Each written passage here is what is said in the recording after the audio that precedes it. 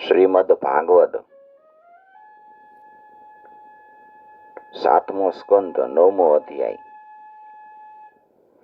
પ્રહલાદજીએ કરેલી નૃસિંહ ભગવાનની સ્તુતિ. નારદયુવાચ એવં સુરાદયઃ સર્વે બ્રહ્મરુદ્ર પુરઃસરાઃ નોપૈતુમશકન્મન્યુ સંરંભં સુદુરાસદम्.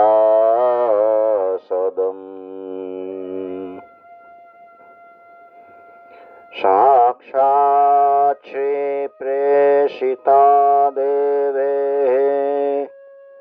દૃષ્ટ્વા તન્મહદદ્ભુતम् અદૃષ્ટાશ્રુતપૂર્વત્વાत् શાનોપેયાય શંકિતા.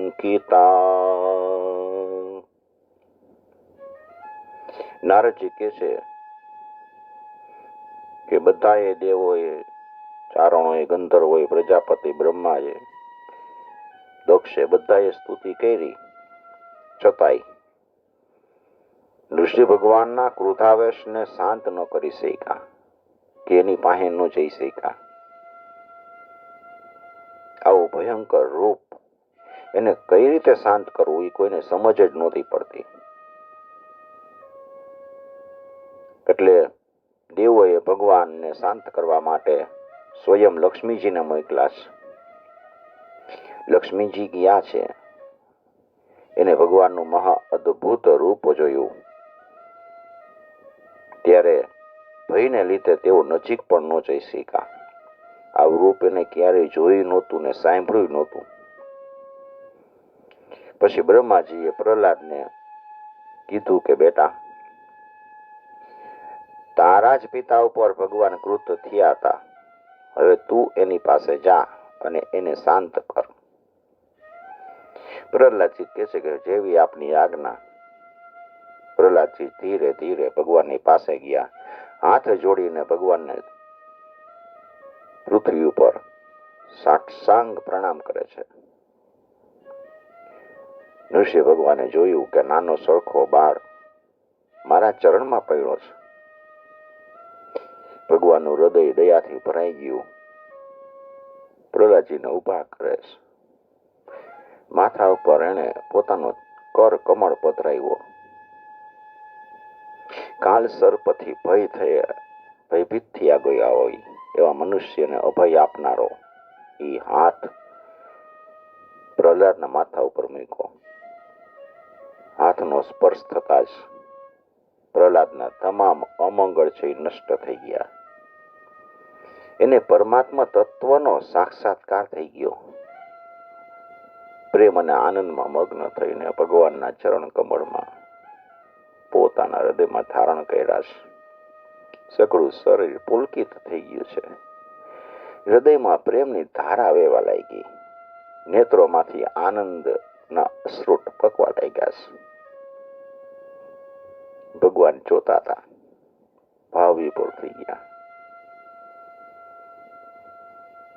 પ્રહલાદજી ભાવ વિભોર હૃદય અને અનિમેષ નેત્રથી ભગવાનને જુએ છે. ભાવ સમાધિ લાગી ગઈ.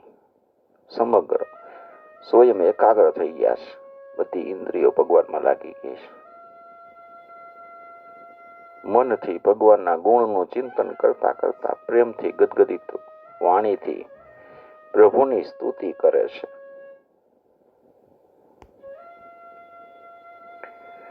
પ્રહલાદયુવાચ બ્રહ્માદયઃ સુરગણા મુનયોऽથ સિદ્ધાઃ સત્વૈકતાનમતયો વચસાં પ્રવાહે નારાતિતું પુરુગુણે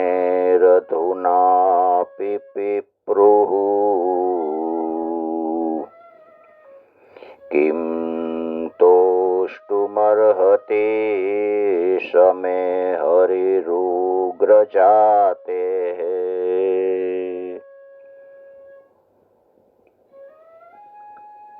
પ્રહલાદજી કહે છે કે બ્રહ્મા, દેવો, ઋષિ મુનિ, સિદ્ધ પુરુષો એની બુદ્ધિ નિરંતર સત્વ ગુણમાં રહે અને તે અવિરત સ્તુતિથી તમને તમારા વિવિધ ગુણનું ગાન કરતા રહે છે, છતાંય હજી સુધી આપને સંતુષ્ટ નથી કરી શક્યા. તો હું તો એક ઘોર અસુર જાતિમાં જન્મેલો છું. હું આપની શું સ્તુતિ કરું પ્રભુ? હું સમજુ છું કે ધન, કુલીનતા, રૂપ, તપ, વિદ્યા, ઓજ, તેજ, પ્રભાવ, બળ, પુરુષ, જ્ઞાન અને યોગ, આ બધાય ગુણ છે ને ભગવાનને સંતુષ્ટ કરી શકતા નથી. પણ પ્રભુ, આપણે તો ભક્તિ પ્રિય છે અને ભક્તિને લીધે છે ગજેન્દ્ર ઉપર તમે સંતુષ્ટ થઈ ગયા હતા. હું સમજુ છું ત્યાં સુધી 12 ગુણથી યુક્ત ભગવાન, હું સમજુ છું ત્યાં સુધી 12 ગુણથી યુક્ત બ્રાહ્મણ હોય ને, અને છતાં એમાં જો ભક્તિ ન હોય, બધી રીતે હોય, વિદ્વાન હોય, બ્રાહ્મણ હોય, પણ જો એનામાં ભક્તિ ન હોય ને, તો એના કરતા તો ચાંડાલ શ્રેષ્ઠ છે.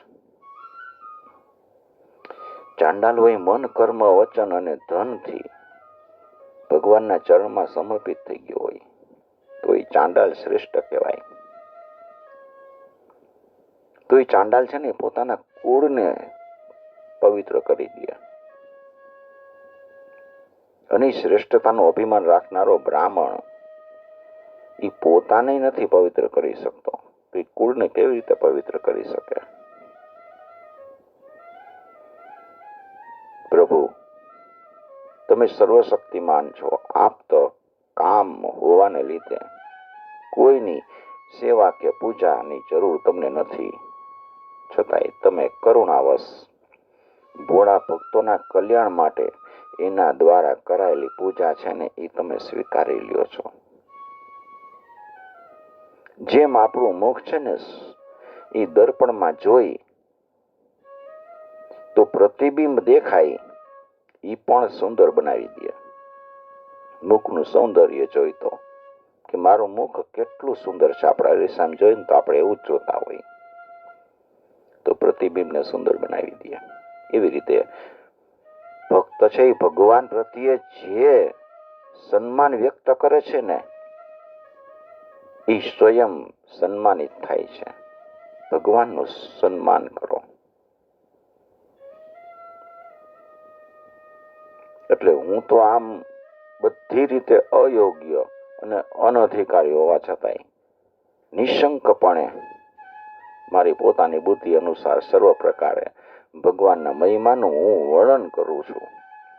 આ મહિમા જ્ઞાનનો એવો પ્રભાવ છે કે અવિદ્યાને લીધે સંસારના ચક્રાવામાં પડેલો જીવ છે એ તત્કાળ પવિત્ર થઈ જાય છે.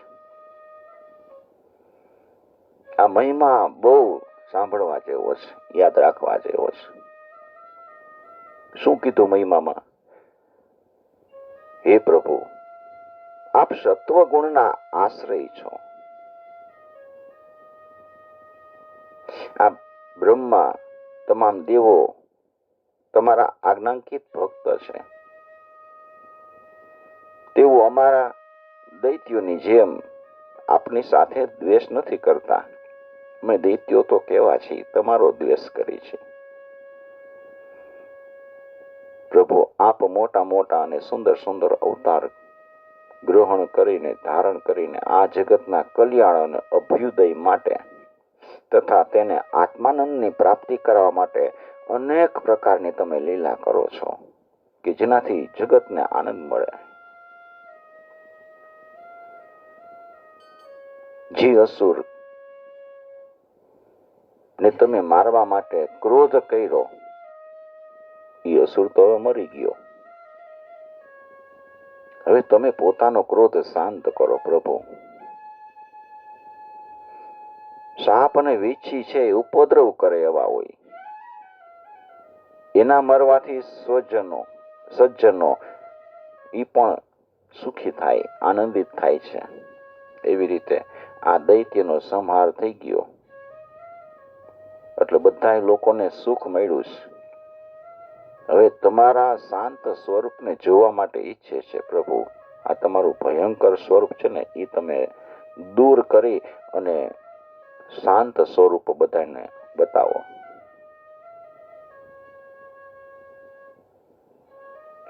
પ્રભુ, આ તમારું રૂપ છે ને એ રૂપનું દર્શન કોઈ પણ મનુષ્ય ભયમાં હશે ને તો આ તમારું રૂપને યાદ કરશે ને તો એના ભયનો નાશ થઈ જશે. ભયમાંથી મુક્ત થવા માટે ભક્તજનો આ રૂપનું સ્મરણ કરશે. જ્યારે પણ સંસારમાં ભય જણાતો હોય ને તો નૃસિંહ ભગવાનનું સ્મરણ કરવું. નૃસિંહ ભગવાનનું પવિત્ર સ્મરણ કરવાથી તમામ પ્રકારના ભયમાંથી મુક્તિ મળી જાય છે. તમારું આ મુખ કેવું ભયાનક છે. આપની જીભ લપકારા મારે છે. આપની આંખો સૂર્ય જેવી છે. આપના ભવા છે ચડેલા છે. દાઢો તીક્ષ્ણ છે. આંતરડાની માળા પહેરી છે. લોહીથી તરબોળ આ ગરદનના વાળ, ભાલા જેવા ટટાર ઉભેલા કાન એ દિગ્ગજોને ભયભીત કરી મૂકે છે. અને સિંહ ગર્જના અને શત્રુઓને ફાડી નાખતા આપના નખ જોઈને મને જરાય બીક નથી લાગતી. હું તો સેજે ભયભીત નથી થયો. પણ પ્રભુ, હું જો ભયભીત થયો ને તો માત્ર એક જ રીતે, આ સંસાર ચક્રની અંદર પીસાવાથી. આ સંસાર તો ઉગ્ર છે, અસહ્ય છે, એનાથી હું ભયભીત છું. હું મારા કર્મના બંધનથી આ સંસારમાં બંધાઈ ગયો અને ભયંકર પ્રાણીની વચ્ચે પડ્યો છું. હે પ્રભુ, આપ પ્રસન્ન થઈને મને ક્યારે તમારા પોતાના ચરણ કમળમાં બોલાવી લેશો? કેમ કે આપના એ ચરણ કમળમાં સમસ્ત જીવોનું એકમાત્ર શરણ અને મોક્ષ રૂપ છે. પ્રભુ, મને આપના ચરણમાં બોલાવી લ્યો.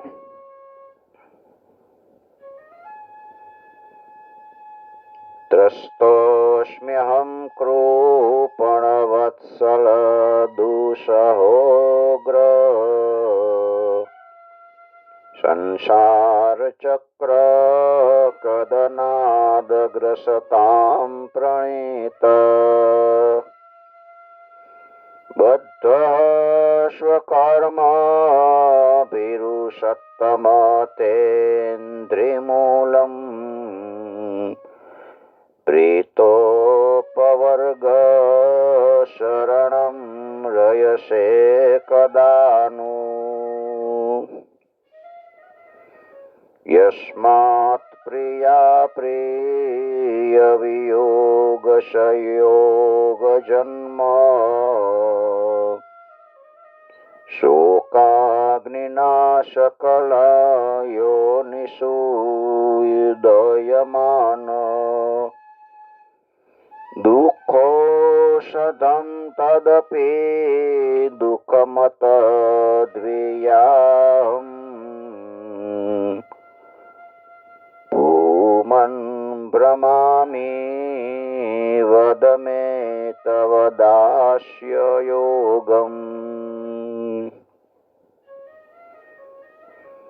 સોહમ પ્રિયસ્ય સુહૃદ પરદેવતાયા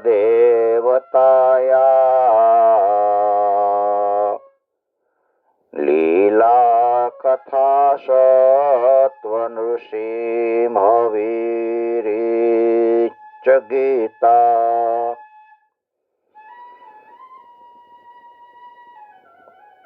અજસ્તે ધર્મ્યનુગૃણન ગુણવિપ્રમુક્તો દુર્ગાણિ તે પદયુગાલય હંસસંગ. પ્રભુ, હું જે યોનિમાં ગયો ને એ બધી યોનિમાં પ્રિયના વિયોગથી અને અપ્રિયના સંયોગથી જે શોક થાય એ શોકના અગ્નિમાં હું શેકાતો રહ્યો. આપણી પાસે પ્રિય વસ્તુ આવે અને એનો વિયોગ થાય ને ત્યારે આપણને શોક થાય. એ શોકનો અગ્નિ કીધો છે. અને આપણને ગમતું ન હોય, અપ્રિય હોય, એનો સંયોગ થાય તો એને શોક અગ્નિ કહે. પ્રહલાદજી કહે છે કે બધી યોનિમાં પ્રિયના વિયોગ અને અપ્રિયના સંયોગથી જે શોક થાય છે એ શોક અગ્નિમાં હું શેકાતો રહ્યો છું, જ્યાં ગયો ત્યાં. અને એ દુઃખને દૂર કરનારું જે ઔષધ છે, દવા છે, એ દવા દુઃખરૂપ છે. હું ખબર નહીં અનાત્મ વસ્તુઓને આત્મા સમજી બેઠો. જે ખોટી છે, જડ છે, એને હું આત્મા સમજી બેઠો. અને ક્યારથી આમ તેમ ભટકું છું ને મને સમજાતું નથી. હવે મને એવું સાધન બતાવો કે જેનાથી તમારી સેવા ભક્તિ પ્રાપ્ત કરી શકું. આપ મારા પ્રિય છો, નિર્હેતુક હિતેશી સુહૃદ તમે જ છો. આપ જ વાસ્તવમાં સૌના પરમ આરાધ્ય છો. બ્રહ્માજીએ જે આપની લીલા કથાનું ગાન કરતો, બ્રહ્માજીએ ગાય છે એ કથા ગાન કરતો, તમારા ભક્તોનો સંગ કરી અને અનાયાસે રાગ વગેરે પ્રાકૃત ગુણ છે એનાથી હું છૂટી જઈશ અને હું સંસારની મુશ્કેલીઓને પાર કરીને તમને પ્રાપ્ત કરીશ. પ્રભુ,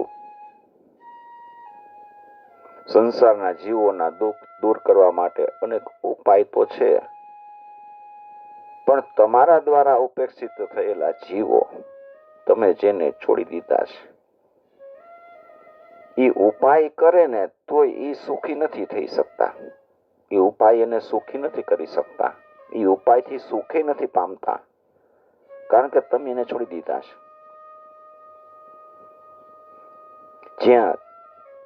જ્યાં સુધી મા બાપ બાળકોનું રક્ષણ કરી શકતા નથી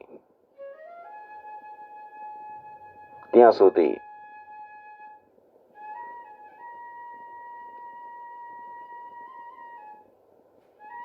ઔષધ છે એ રોગને મટાડી શકતું નથી. અને નાવ છે એ સમુદ્રમાં ડૂબતો હોય ને એને બચાવી શકતી નથી. પ્રભુ, આ બધાય વિઘ્નો તમારા ભક્તોનું કાંઈ બગાડી શકતા નથી. બસ તમારો ભક્ત હોવો જોઈએ.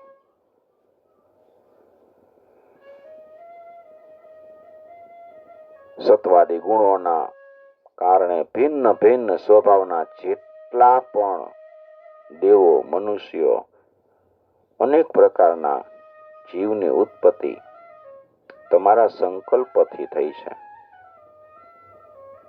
તમે આપ પોતાના જ સંકલ્પથી એનું નિર્માણ કરો છો અને નષ્ટ કરી દો છો. આ સમગ્ર વિશ્વ છે, આપનું સ્વરૂપ છે.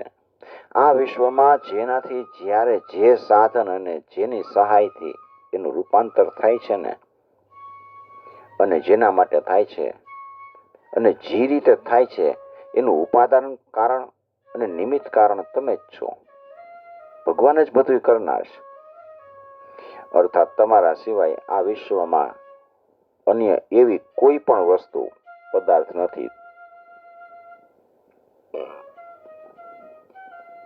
આખા વિશ્વના પ્રેરક તમે જ છો. ભગવાનના સંકલ્પથી કાળ વગેરે ગુણમાં ક્ષોભ થાય અને ક્ષોભ થવાથી માયા અને મન પ્રધાન લિંગ શરીરનું નિર્માણ થાય. ભગવાન સંકલ્પ કરે ત્યારે આ લિંગ શરીર બળવાન, કર્મમય અને અનેક નામ રૂપમાં આસક્ત વેદ કર્મ કરનારું છે. અને આ લિંગ શરીર જ અવિદ્યાથી કલ્પિત મન, 10 ઇન્દ્રિય અને 5 તન્માત્રા અને 16 આરાવાળું સંસાર ચક્ર છે. હે પ્રભુ, તમારાથી ભિન્ન રહેનારો એવો કયો મનુષ્ય છે કે જે આ મનરૂપી સંસાર ચક્રને પાર કરી શકે? તમારાથી જુદો થયો એટલે સંસાર ચક્રમાં જ ફેરી રાખે. ભગવાનથી ભિન્ન નહીં થવાનું.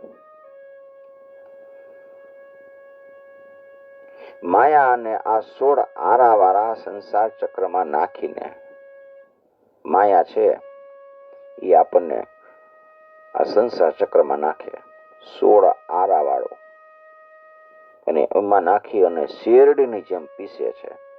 શેરડીનો ચીચોડો હાલતો હોય ને એમાં શેરડી પીસે અને વારંવાર પીસીને એમાંથી રસ કાઢે. એવી રીતે માયા છે આપણને આવી રીતે પીસે જ રાખે. આપ પોતાની ચૈતન્ય શક્તિથી બુદ્ધિના સમસ્ત ગુણો અને પોતાના કાળ રૂપથી સમસ્ત સાધ્ય અને સાધન એને પોતાને આધીન રાખો છો. બધા ગુણને તમે આધીન રાખો છો. કાળ રૂપી જે સમસ્ત સાધ્ય છે એ બધું ભગવાન પોતાને આધીન રાખે છે. હું તમારા શરણમાં છું, બધાથી મને બચાવો, મને તમારા સાનિધ્યમાં ખેંચી લ્યો પ્રભુ. જેના માટે સંસારી લોકો તલસતાર્ય છે ને, સ્વર્ગ અને સ્વર્ગના મળતા તમામ સુખ, લોકપાલના આયુષ્ય, લક્ષ્મી, ઐશ્વર્ય, એ તો મેં ખૂબ જોઈ લીધું પ્રભુ. જે સમયે મારા પિતા સેજ ક્રોધ કરીને હસતા હતા અને એના ભવા છે થોડા ત્રાસા થઈ જાય ને, ત્યારે એ સ્વર્ગની બધી સંપત્તિઓનું ક્યાંય ઠામ ઠેકાણું રહેવા નહોતું પામતું. ખાલી સેજ અમથાયના ભવા ત્રાસા થાય તો આવું થતું. એ મારા પિતાએ તમારા હાથે તો મૃત્યુ પામ્યા. એટલે બ્રહ્મલોક પર્યંતના જે આયુષ્ય, લક્ષ્મી, ઐશ્વર્ય અને ઇન્દ્રિય ભોગ જે સંસારી લોકો ઈચ્છા કરે છે કે મને આવું સુખ મળે, આયુષ્ય મળે, લક્ષ્મી મળે, ઐશ્વર્ય મળે, એની ચાહના કરે છે, એ મારે જોતું નથી. હું જાણું છું પ્રભુ કે અત્યંત શક્તિશાળી કાળનું રૂપ ધારણ કરીને તમે એને ધ્વસ્ત કરી નાખો છો.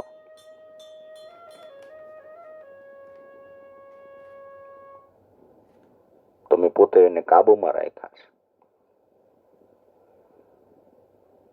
પ્રભુ, મને તમારા પોતાના ભક્તો હોય ને એના સાનિધ્યમાં સ્થાન આપો. બસ મને તમારા ભક્તોનો સંગ મળે.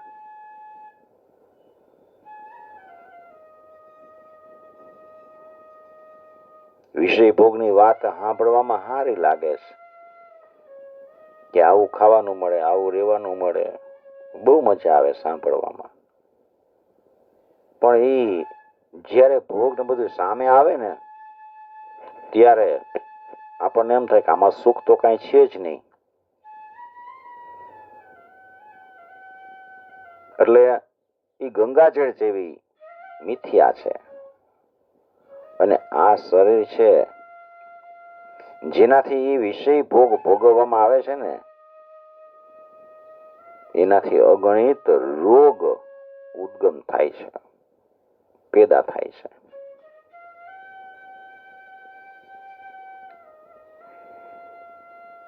ક્યાંય વિષય ભોગ મિથ્યા છે, કેટલા મિથ્યા છે, અને ક્યાં આ રોગયુક્ત શરીર મિષ્ટાન ખાવાનું બહુ મન થાય, બહુ મન થાય,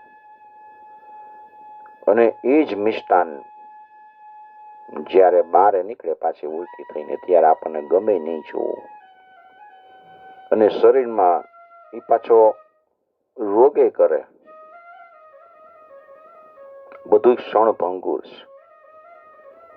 એ બેની ક્ષણભંગુરતા અને સારહીનતા જાણવા છતાંય મનુષ્ય એમાંથી વિરક્ત થતો નથી.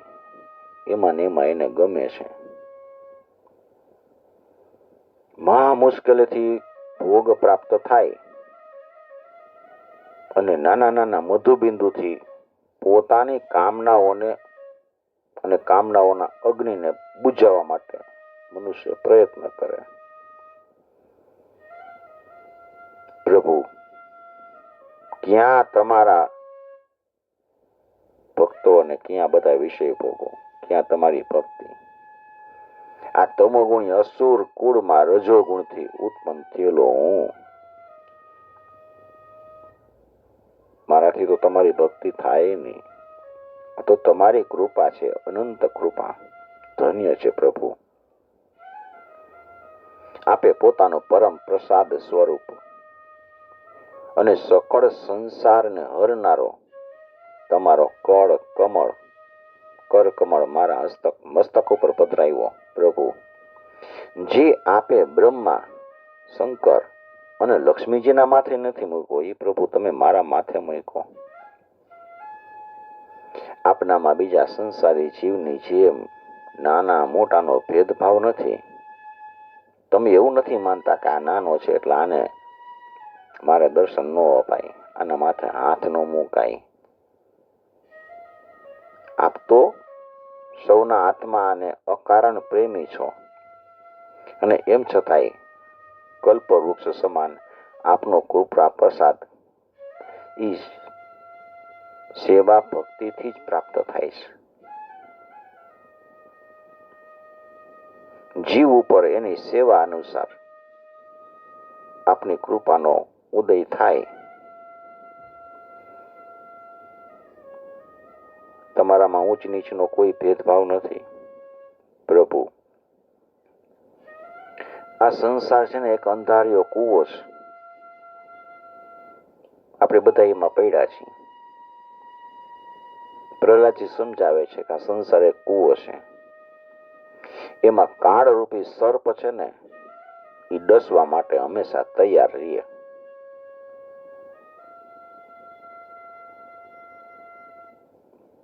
અને મનુષ્ય છે વિષય ભોગની કામના કરતા કરતા એમાં પડ્યા રહીએ. હું પ્રસંગવશ એ સંસારમાં પડવાનો હતો, પણ પ્રભુ, નારદજીની કૃપા મારા ઉપર થઈ ગઈ.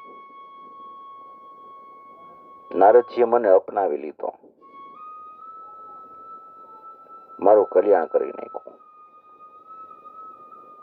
તો પછી હું તમારા ભક્તજનોની સેવા કેવી રીતે છોડી શકું? પ્રભુ,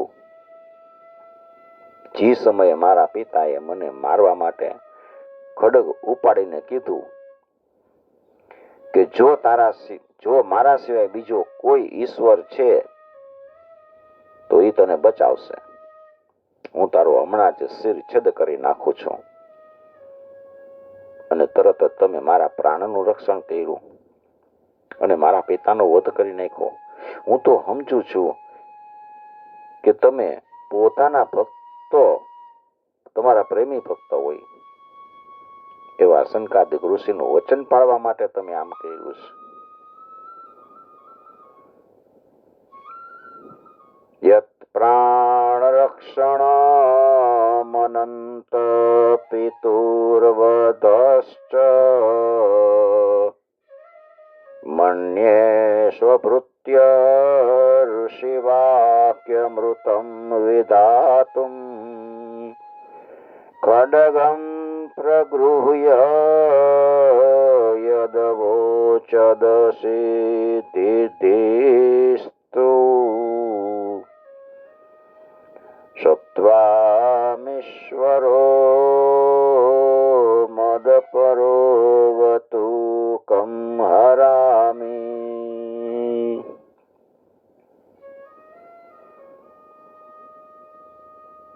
હે ભગવાન, આ સંપૂર્ણ જગત છે ને એકમાત્ર તમારું જ સ્વરૂપ છે. કારણ કે એના આદિમાંય તમે જ કારણભૂત હતા અને અંતમાંય અવધિ રૂપે હૈસો જે છેલ્લે વધશે એ પણ તમે, અને મધ્યમાં જે પ્રતીતિ રૂપે આપણને થાય છે, દેખાય છે, એ પણ તમે જ છો. આ ભગવાનનું જ સ્વરૂપ છે. આપણે જે બધું જોઈ છે ને ભગવાનનું સ્વરૂપ છે, પણ આપણે ભગવાનને બારે ગોતી છીએ. ભગવાન ક્યાંય છે? આ બધું તું જોવો છે ભગવાન જ છે. નદીની અંદર એક માછલી બીજી મોટી માછલીને પૂછે છે કે આ નદી કેવી હોય? ત્યારે મોટી માછલી એને સમજાવે છે કે તું જેની અંદર તરસ ને એ જ નદી છે. એવી રીતે આપણે જે આ સંસારની અંદર બધું જોઈ છે ને એ ભગવાનનું સ્વરૂપ છે. અહીંયા બતાવ્યું છે આદિમાંય તમે છો, અંતમાંય તમે છો, છેલ્લે વધે એ તમે છો, અને મધ્યમાં જે પ્રતીતિ રૂપે દેખાય છે ને એ બધું તમે જ છો. તમે તમારી પોતાની માયાથી ગુણમાં ક્ષોભ ઉત્પન્ન કર્યો અને જગતનું સર્જન કરો, અને એમાં તમે વિદ્યમાન હોવા છતાંય, એમાં તમે દેખાતા હોવા છતાંય, રહેતા હોવા છતાંય અંદર પ્રવેશની લીલા કરો છો. ને એમાંય પાછા ભગવાન વળી પોતે સ્વરૂપ ધારણ કરે અને આવી બધી લીલા કરે, અને એ ગુણોથી યુક્ત થઈને તમે અનેક જેવા દેખાવ છો. એ ભગવાન, કાર્ય કારણ રૂપે જે કાંઈ આ પ્રતીત થઈ રહ્યું છે ને એ બધું તમે જ છો, અને એનાથી ભિન્ન તમે છો. પોતાનું પારકું એવો ભેદભાવ તો અર્થહીન શબ્દોની માયા છે. કારણ કે જે પરમાત્માથી આ વિશ્વની ઉત્પત્તિ, સ્થિતિ, લય અને પ્રકાશ થાય છે એનું સ્વરૂપ હોય છે, એનું જ સ્વરૂપ હોય છે. જેમ કે બીજ અને વૃક્ષ, કાર્ય અને કારણ એની દ્રષ્ટિએ અલગ અલગ હોય છે. બીજે નોખું હોય, વૃક્ષે નોખું હોય, પણ એ અલગ નથી. દ્રષ્ટિએ અલગ અલગ દેખાય છે, તો પણ એ ગંધ તન્માત્રાની દ્રષ્ટિએ બે એક જ છે. હે ભગવાન, આ સમગ્ર વિશ્વને આપે પોતે જ પોતાનામાં સમાવી લઈને આત્મસુખનો અનુભવ કરતા રહી નિષ્ક્રિય થઈ પ્રલયકાલીન જળમાં તમે શયન કરો છો. એ સમયે પોતાના સ્વયં સિદ્ધ યોગ વડે બાહ્ય દ્રષ્ટિને તમે બંધ કરી અને પોતાના સ્વરૂપમાં, પ્રકાશમાં નિંદ્રાને વિલીન કરી લ્યો છો, અને તુર્ય બ્રહ્મ પદમાં સ્થિત રહ્યો છો. નારાયણ ભગવાન આંખ બંધ કરીને ક્ષીરસાગરમાં સૂતેલા હોય ને એની વાત છે. એ સમયે તો આપ નથી તમોગુણી યુક્ત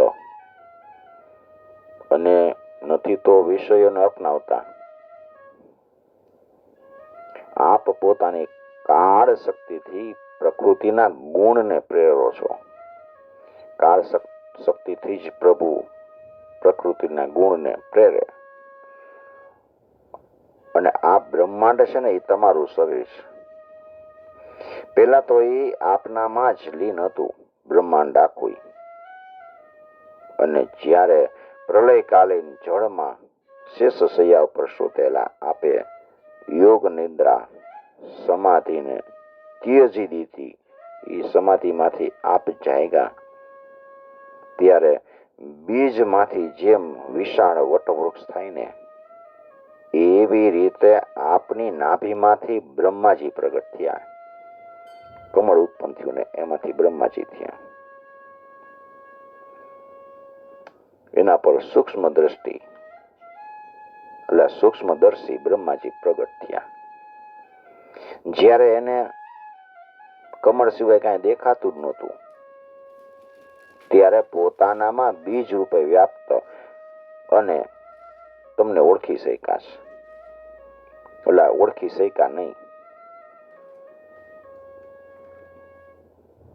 બ્રહ્માજી કમળ પર બેઠા હતા, એને એમ થયું હું ક્યાંથી આવ્યો. એની અંદર બીજ છે, વૃક્ષની અંદર બીજ હોય ને, બીજને ખબર ન હોય કે હું ક્યાંથી આવ્યો, હું કોણ છું.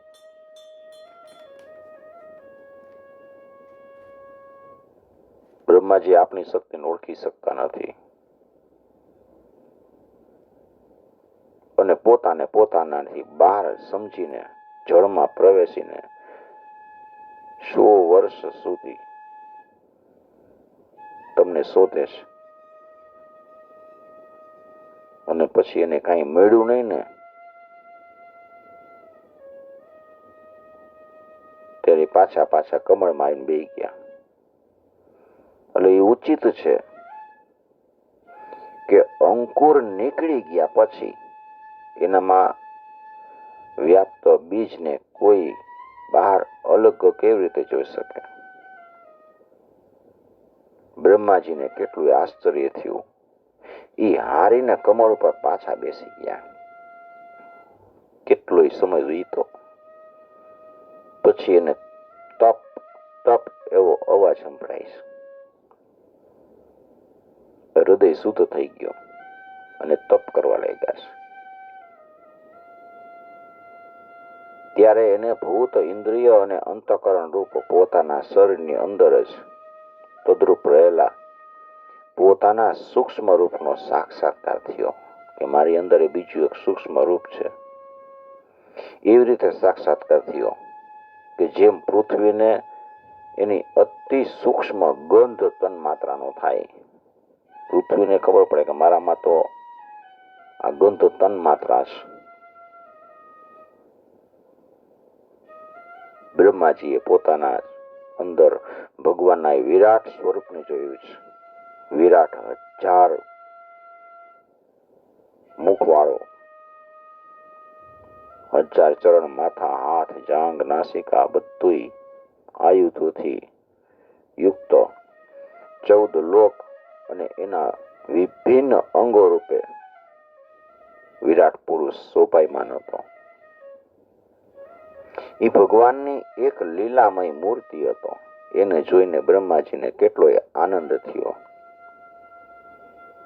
રજોગુણ અને તમોગુણ રૂપ મધુ અને કૈટપ નામના 2 મહાન બળવાન દૈત્યો જ્યારે વેદ ચોરીને જતા હતા, ત્યારે તમે હયગ્રીવ અવતાર ધારણ કર્યો અને એ 2ને મારીને સત્વગુણ રૂપી શ્રુતિઓ બ્રહ્માજીને પાછી આપી.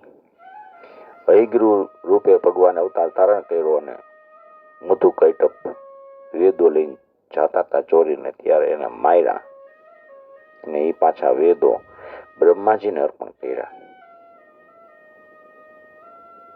એ સત્વગુણ રૂપ જે આપણું શરીર છે ને, અતિશય પ્રિય છે. મહાત્માજનો આ પ્રમાણે જે વર્ણન કરે છે, એ બધું વર્ણન આ બતાવ્યું છે. આવી રીતે આપ મનુષ્ય, પશુ, પક્ષી, ઋષિ, દેવતા, મત્સ્ય વગેરે અવતાર ધારણ કરો છો અને લોકોનું પાલન કરો છો અને વિશ્વદ્રોહીઓનો તમે મારો છો, એનો સંહાર કરો છો. આપ પ્રત્યેક યુગમાં એના ધર્મનું રક્ષણ કરો છો. કળિયુગમાં તમે છુપાઈને ગુપ્ત રૂપે રહ્યો છો. એટલે આપનું એક નામ છે ત્રિયુગ. કળિયુગમાં ભગવાન છુપી રીતે રહ્યા. આપણને એમ થાય કે ભગવાન ક્યાંય છે જ નહીં, પણ ભગવાનનું નામ છે ત્રિયુગ. હે વૈકુંઠપતિ, મારું મન છે ને એ ઘણું દુર્દશાગ્રસ્ત થઈ ગયું છે, અને એ પાપ વાસનાથી તો દૂષિત છે જ. પાપની જ વાસના અંદર રહે છે મનમાં. પણ પોતે દુષ્ટ છે, અત્યંત દુષ્ટ છે. એ કામના જ કરે છે, અને કામનાને કારણે આતુર રહે છે. હર્ષ, શોક, ભય તેમજ લોક પરલોક, ધન, પત્ની, પુત્ર વગેરેની ચિંતામાં વ્યાકુળ રહે છે મારું મન. એને તમારી કથાનો રસાનુભવ નથી થતો. કોઈ એમ કહે કે કથામાં તમે જાઓ, સાંભળો તો તમારું મન ચિંતા મુક્ત થાય, પણ મન થાતું નથી ચિંતા મુક્ત. એને કારણ કે તમારી કથામાં એને રસ નથી પડતો. એના લીધે જ હું દીન થઈ ગયો છું. આવા મનથી તમારા સ્વરૂપનું ચિંતન હું કેવી રીતે કરી શકું? ઘણા મને પૂછે કે મને ભગવાનના સ્વરૂપનું ચિંતન કરવા બેસું છું ને તો મને સંસારની કામનાઓ સતાવે છે. અહીંયા પ્રહલાદજીએ પૂછ્યું છે કે મારે તમારા મનથી મારે તમારું સ્વરૂપનું ચિંતન કેવી રીતે કરવું? એ અચ્યુત, આ જીભ છે ને એ ક્યારેય તૃપ્ત નથી થતી. મને સ્વાદિષ્ટ રસો તરફ ખેંચે છે. વારંવાર સ્વાદિષ્ટ વસ્તુ ખાવાનો મને આનંદ આવે છે. એકવાર સ્વાદિષ્ટ વસ્તુ કોઈના ઘરે ખાય એવા હોય ને પછી આપણને ઈ દાઢમાં રહી જાય.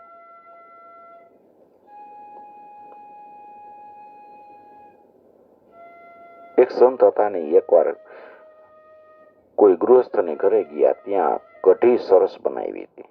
સંતને બહુ ભાવી, દાઢમાં રહી ગઈ. સાધના કરવા બેસે ને ત્યારે એમ જ થાય, ધ્યાનમાં બેસે ત્યારે કઢી મસ્ત હતી, સરસ હતી. હવે આ મન તો અહીંયા વયું જાય, ધ્યાનમાં બેઠા હોય. આ જોજો ધ્યાનની વસ્તુ કેવી હોય, ધ્યાનમાં બેઠા હોય ને ત્યારે મન આપણું ક્યાં વયું જાય. ભગવાનનું ચિંતન કરતા હોય, આપણે એમ થાય આ તો મોટા સંત ના આમ ધ્યાની પુરુષ છે ને, પણ એનું મન કોઈ જાણી ન શકતું હોય. સંતને થયું કે આ મારું મન છે ને વયું જાય છે, હવે મારે મારા મનને હરખી રીતનું પાઠ ભણાવવો જોશે. ગયા ઓલા ગૃહસ્થની ઘરે જઈને કે છે કઢી બનાવો, બસ મારે કઢી જ ખાવી છે, બીજું કાંઈ નહીં, કઢી બનાવી. કેટલી બનાવજો? પીધે જ રાખી, વાટકા ભરી ભરીને, લે પી. બહુ ભાવે છે ને, મોન એમાં વયું ગયું તું. પીને પછી રહી ન શકાય એટલી પીધી ને પછી ઉલટી થઈ. ત્યાર પછી મનને કે છે જો આ તને જે સ્વાદિષ્ટ લાગતી હતી ને એ હવે તને જોવી નથી ગમતી. પ્રહલાદજી અહીંયા કે છે કે મારી જીભ છે ને એ સ્વાદિષ્ટ રસ તરફ ખેંચાતી રહે છે.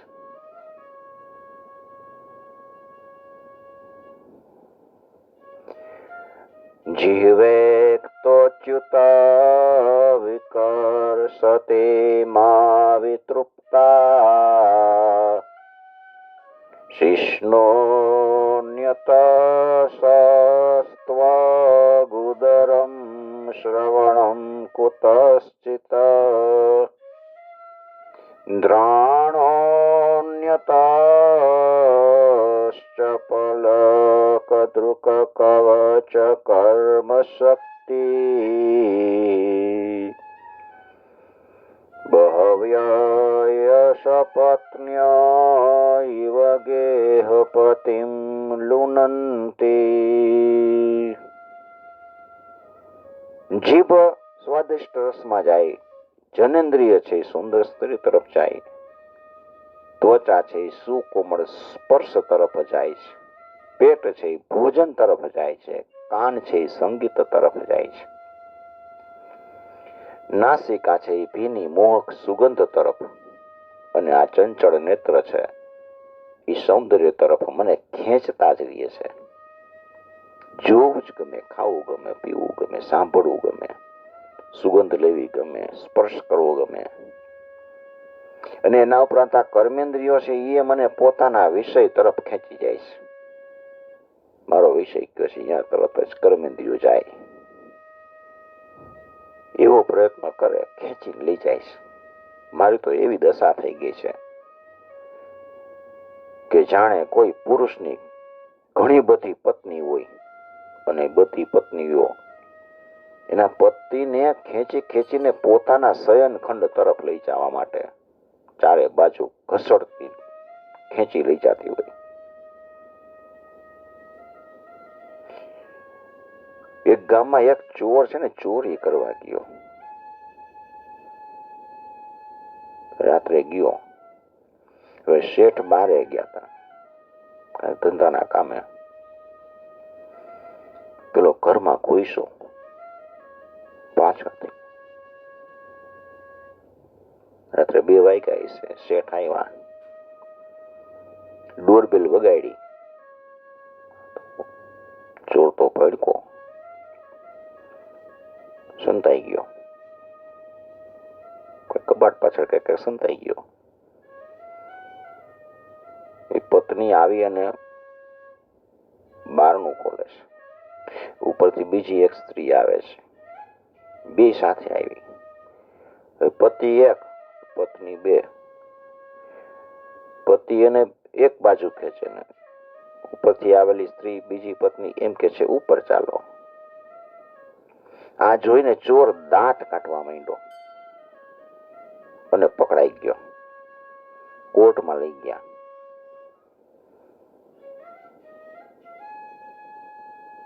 આને સજા કરો, આ ચોર છે. જજે હુકમ બહાર પાડ્યો કે આને કડકમાં કડક સજા આપવાની છે. ચોર કે મને ગમે એવી સજા આપો પણ મને 2 પત્નીઓની સજા ન આપતા, કારણ કે આ એક ઉપર ખેંચે ને એક નીચે ખેંચે. આ પ્રહલાદજી આ એમ કે છે કે આ બધી ઘણી બધી પત્નીઓ એ પોતાના પતિને ચારે બાજુ ખેંચે, એવી રીતે આ બધી ઇન્દ્રિય છે ને મને ચારે બાજુ ખેંચીને લઈ જાય છે. આવી રીતે જીવ છે ને પોતાના કર્મના બંધનમાં પડી જાય અને સંસાર રૂપી વૈતરણી નદી છે એમાં પડ્યો રહે છે. એવં સ્વકર્મ પતિતમ ભવ વૈતરણિયા. આ સંસાર રૂપી નદીને વૈતરણી નદી કીધી છે. મન્યોન્ય જન્મ મરણાશન ભીત ભીતમ પશ્યન જનમ સ્વપર વિગ્રહ વૈરમિત્રમ અંતે ત્રિપાર ચરપે પ્રુહિ મૂઢમત્ય. વૈતરણી નદીમાં હું પડ્યો છું. જન્મથી મૃત્યુ પામતો, જન્મમાંથી વળી જન્મ થાય, વળી મૃત્યુ થાય, મૃત્યુમાંથી પાછો જન્મ લઉં અને એ 2 વડે કર્મ ભોગ કરું. જન્મ લીધા પછી મૃત્યુ થાય ત્યાં સુધી આપણા જે કર્મના ભોગ છે એ આપણે ભોગવી ભયભીત થાય. પાછા વળ્યા વળી પાછા બીજા કર્મ બંધાઈ જાય. આ પોતાનું છે, આ પારકું છે, એવા ભેદભાવથી યુક્ત થઈ કોઈની સાથે મિત્રતા કરું, કોઈની સાથે શત્રુતા કરી લો. અને તમે આ મૂઢ જીવ જાતિની તમે આવી દુર્દશા જોઈ અને કરુણાથી તમે દ્રવિત થઈ જાઓ. માયારૂપી નદીથી પાર રહેનારા હે પ્રભુ, તમે તો માયાથી, આ માયાની નદી છે એનાથી પાર રહ્યો છો. હવે આ પ્રાણી ઉપર તમે દયા કરો, આ પ્રાણીઓને પાર ઉતારો.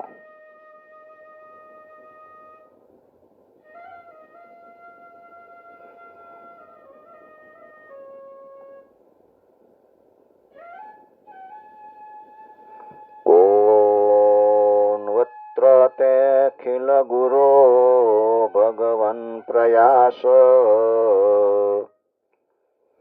ઉત્તારણેશ્ય ભવ સંભવ લોપહેતો મૂઢેષુ વૈ મહદ અનુગ્રહ આર્તબંધો કિમ તે ન તે પ્રિયજનાનનુ સેવતામ ન.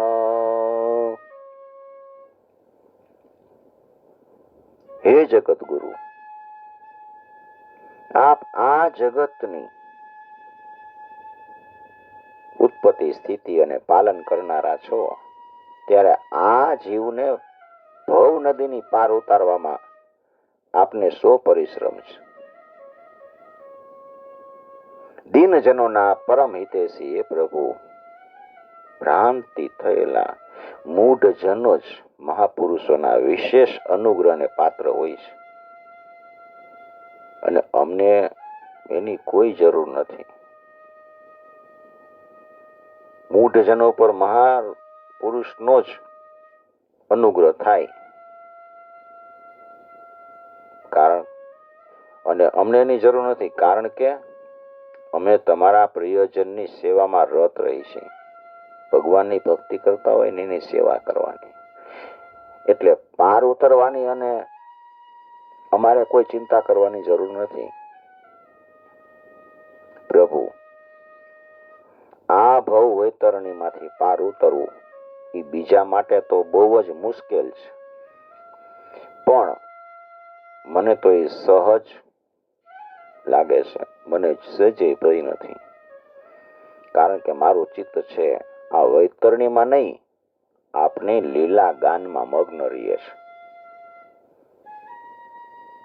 જે લીલાઓ સ્વર્ગીય અમૃતને પણ તિરસ્કૃત કરનારી છે. પરમ અચ્યુત સ્વરૂપ છે, અમૃતમય છે. હું એ મૂઢ પ્રાણીઓ માટે ખેદનો અનુભવ કરું છું કે જે તમારી ગુણગાનથી વિમુખ થઈ ગયા છે, તમારા ગુણગાનથી વિમુખ થઈ ગયા છે. મને ખેદ થાય છે. અને વિષયના માયામય મિથ્યા સુખને પામવા માટે મથે છે. સમગ્ર જગતના ભારનું વહન કરે છે. મને એની દયા આવે છે. મારા સ્વામી, મોટા મોટા ઋષિઓ તો પોતાની મુક્તિ માટે ઘણું કરીને નિર્જન વનમાં જઈને મૌન વ્રત ધારણ કરી લે છે. એ બીજાના કલ્યાણ માટે કોઈ વિશેષ પ્રયત્ન નથી કરતા. મુનિ હોય એ પોતાનું કલ્યાણ કરે, બીજાનું કઈ કલ્યાણ ન કરે, પોતે ધ્યાનમાં બેસી જાય, મૌન રાખે, એટલે મારું જ કલ્યાણ કરી લો. બીજા માટે કઈ પ્રયત્ન નથી કરતા. પણ મારી દશા તો જુદી છે. હું એ ભ્રાંત અસહાય દીનજનને છોડીને એકલો મુક્ત થવા ઈચ્છતો નથી, અને એ ભટકતા જીવ માટે તો આપના સિવાય અન્ય કોઈનો સહારો નથી દેખાતો. પ્રભુ,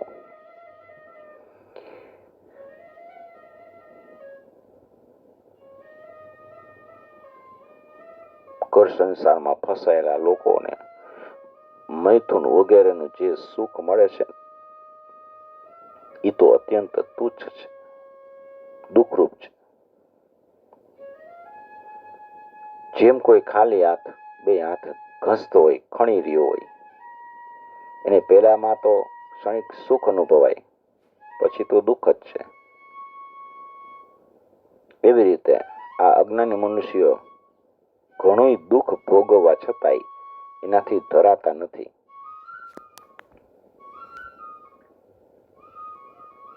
અને આનાથી ઉલટું ધીર પુરુષો જેમ કોણ સહન કરી લે છે એ રીતે કામ વગેરે આવેગને પણ સહી લે છે. સહી લેવાથી એ આવેગનો નાશ થાય છે. પ્રભુ મોક્ષ પ્રાપ્તિના 10 સાધન છે. મોક્ષ મેળવવો હોય તો 10 સાધન બતાવ્યા છે. ક્યાં ક્યાં?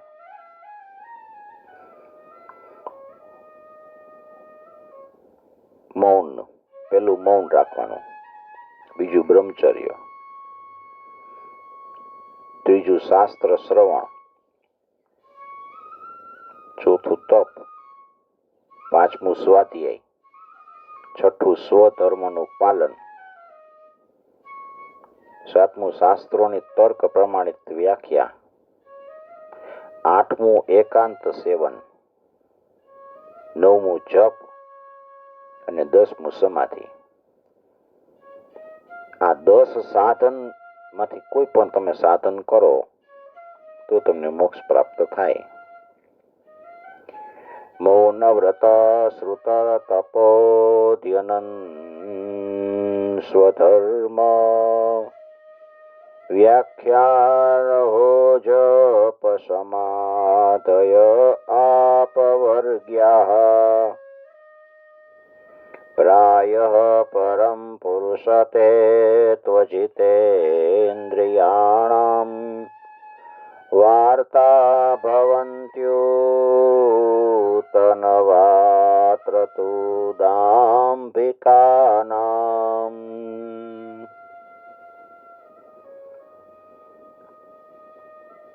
જેની ઇન્દ્રિય છે એ વશમાં નથી રહેતી, એના માટે આ બધા સાધન છે ને એ તો વ્યાપાર માત્ર બની જાય છે. અને દંભી માટે તો એ જ્યાં સુધી એનું મિથ્યા તત્વ જણાતું નથી ને ત્યાં સુધી બધાય જીવન નિર્વાહના સાધન જ બની જાય છે. દંભી હોય એ તીડા ટપકા કરીને એવા કપડા પહેરીને કોકને એમ થાય કે આ તો બહુ મોટા છે, મુનિ છે, તપસ્વી છે, બ્રહ્મચારી છે, મૌની મુનિ છે, એમાંથી એની આજીવિકા ચલાવતો હોય, સાધન બની જાય. દંભી માટે તો એ મિથ્યા તત્વ જ્યાં સુધી હું જોઉં છું ત્યાં સુધી જીવન નિર્વાહના સાધન જ બની જાય છે. અને મિથ્યા તત્વ ખુલ્લું પડી જાય કે આ તો ખોટો છે, ત્યારે એનું ઉપજીવિકાનો આ સાધન છે એ નષ્ટ થઈ જાય છે. વેદોએ આપના બીજ અને અંકુર સમાન 2 સ્વરૂપ બતાવ્યા છે. ભગવાન જ બીજ છે ને ભગવાન જ અંકુર છે, ભગવાન જ વૃક્ષ છે. એ 2 સ્વરૂપ છે, કાર્ય અને કારણ. વાસ્તવમાં તો આપ પ્રાકૃત રૂપથી પર છો, પણ આ કાર્ય અને કારણ રૂપનો સિવાય આપને જાણવા માટેનું બીજું કોઈ સાધન જ નથી. કાષ્ટ ઘર્ષણથી જેમ અગ્નિ પ્રગટ કરવામાં આવે છે, લાકડાને તમે ઘસો એટલે અગ્નિ પ્રગટ થાય, એવી રીતે યોગીજનો સાધનથી આપને કાર્ય અને કારણ બેયમાં ખોળી કાઢે છે. કારણ કે આ 2 વાસ્તવમાં આપનાથી ભિન્ન નથી, તમારું જ સ્વરૂપ છે. હે અનંત પ્રભુ, વાયુ, અગ્નિ, પૃથ્વી, આકાશ, જળ, 5 તન્માત્રા, પ્રાણ, ઇન્દ્રિય, મન, ચિત્ત, અહંકાર, સમસ્ત જગત તેમજ સગુણ અને નિર્ગુણ સર્વ કંઈ જે છે એ એકમાત્ર તમે જ છો. બીજું તો શું? મન અને વાણીથી જે કઈ વર્ણવવામાં આવ્યું છે ને એ બધું તમારાથી નોખું નથી. સમગ્ર કીર્તિના આશ્રય હે ભગવાન, આ સત્વ વગેરે ગુણ અને એ ગુણના પરિણામભૂત મહત્તત્વ વગેરે દેવો, મનુષ્ય તેમજ મન વગેરે જે કંઈ પણ તમારા સ્વરૂપને જાણવા માટે સમર્થ નથી. કોઈ પણ રીતે તમારા સ્વરૂપને જાણી શકાતું નથી. કારણ કે આ બધા છે ને આદિ ને અંતવાળા છે. ઉત્પન્ન થાય અને એનો નાશ થાય. જ્યારે તમે તો અનાદિ છો, અનંત છો.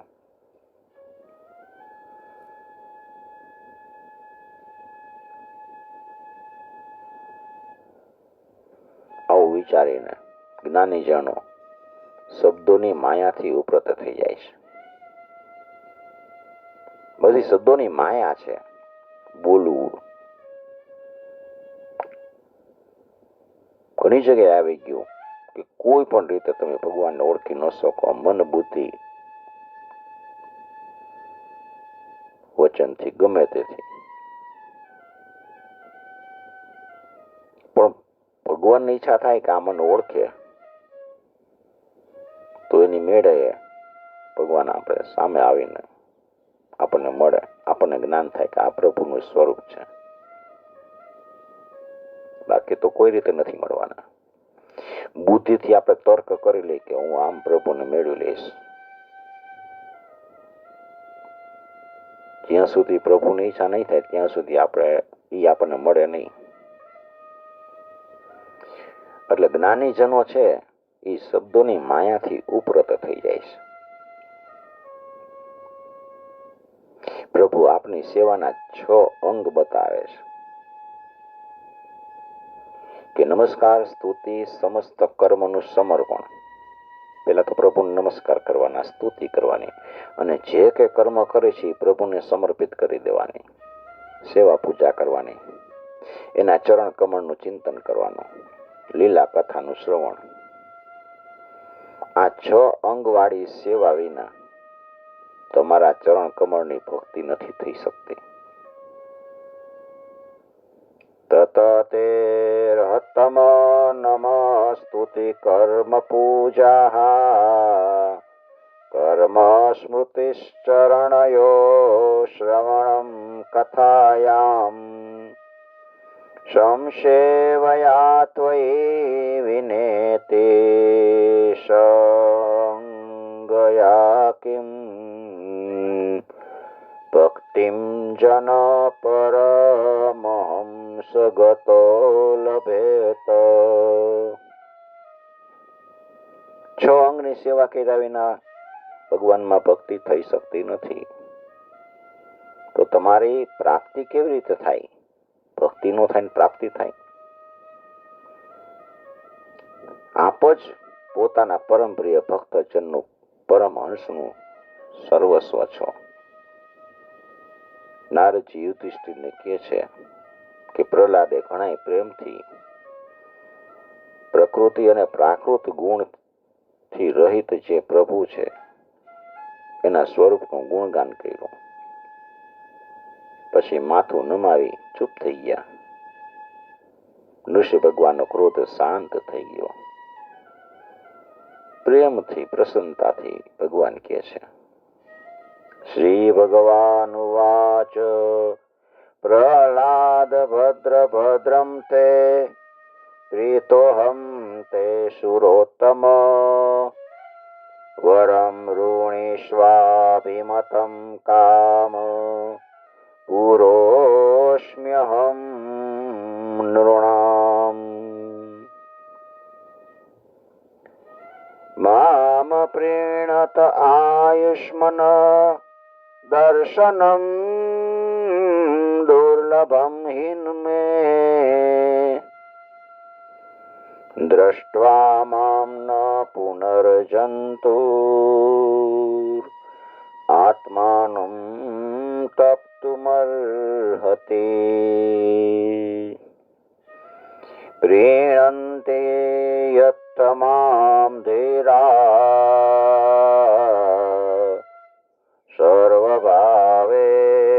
સાધવ શ્રેયસ્કામા મહાભાગા સર્વાસામાશીષાં પતિમ. પ્રહલાદ, તારું કલ્યાણ થાય. હું તારા પર અત્યંત પ્રસન્ન થયો છું. તારી જે અભિલાષા હોય માગી લે. હું જીવની ઈચ્છાઓ પૂરી કરનારો છું. જે મને પ્રસન્ન કરી નથી લેતો એને મારા દર્શન પ્રાપ્ત થવા અત્યંત મુશ્કેલ છે. પણ જ્યારે મારા દર્શન થઈ જાય પછી પ્રાણીના હૃદયમાં કોઈ પણ પ્રકારનો તાપ નથી રહેતો. હું સમસ્ત મનોરથને પૂરા કરનારો છું. બધાય કલ્યાણકામી પરમ ભાગ્યવાન સાધુજનો જીતેન્દ્રિય થઈ અને પોતાની સઘળી વૃત્તિઓથી મને પ્રસન્ન કરવાનો પ્રયત્ન કરે છે. સાધુજનો છે એ જીતેન્દ્રિય થઈને બધી વૃત્તિથી મને પ્રસન્ન કરવાનો પ્રયત્ન કરે છે. જીતેન્દ્રિય એટલે બધી ઇન્દ્રિયોને આપણે જીતી લેવાની, મન સહિતની, પરમાત્મામાં લગાડી દેવાનું. નારદજી કહે છે કે અસુર કુળનો ભૂષણ પ્રહલાદજીએ ભગવાનની સ્તુતિ કરી. એ ભગવાનના અનન્ય પ્રેમી હતા. મોટા મોટા લોકોને પ્રલોભનમાં નાખનારા વરદાનોથી પ્રલોભિત કરવા છતાંય ભગવાને કીધું માગ માગ. એ વરદાનની ઈચ્છા ન કરી. એવં પ્રલોભ્યમાનોऽપि વરેર્લોક પ્રલોભને એકાંતિત્વાદ ભગવતી નૈચ્છત તાન શુરોત્તમઃ. ઇતિ શ્રીમદ્ભાગવતે મહાપુરાણે પારમહંસ્યામ સંહિતાયામ સપ્તમસ્કંધે પ્રહલાદ ચરિતે ભગવત્સવો નામ નવમોऽધ્યાય. શ્રી કૃષ્ણાર્પણમ સમર્પયામિ. ઓમ નમો ભગવતે વાસુદેવાય.